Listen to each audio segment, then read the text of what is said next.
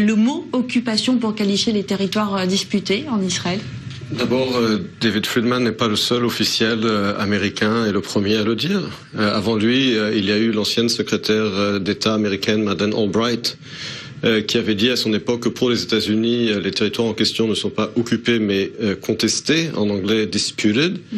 Et la raison pour cela est que, en droit international, pour qu'un territoire soit considéré occupé, il faut qu'il ait été pris d'un territoire, d'un pays souverain.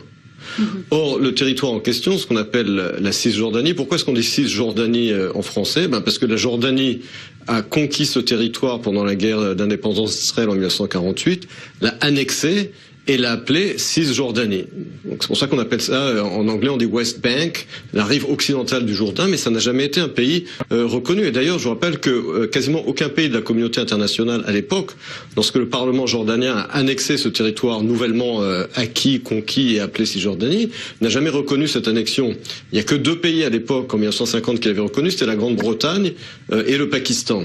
Et par conséquent, lorsque, après la guerre de 6 jours, Israël a traversé ce qu'on appelle la ligne verte, les lignes d'armistice. D'abord, elle n'a pas traversé une frontière internationale, elle a traversé une ligne d'armistice temporaire définie comme telle, et elle est rentrée dans un territoire qui n'était pas souverain, qui n'était pas reconnu internationalement comme souverain, ce n'était pas un pays souverain, donc techniquement, en termes de droit international, ça n'est pas un territoire occupé, mais contesté.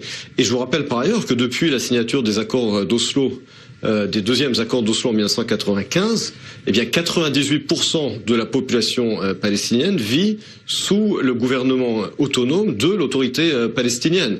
Et le gouvernement militaire israélien a été dissous sur ces territoires en question. Donc on sait que le conflit n'est toujours pas résolu. On ne va pas rentrer maintenant dans le débat pourquoi, c'est un autre débat. Mais en tout cas, en termes de droit international, David Friedman, techniquement, a raison. Ouais. Vous êtes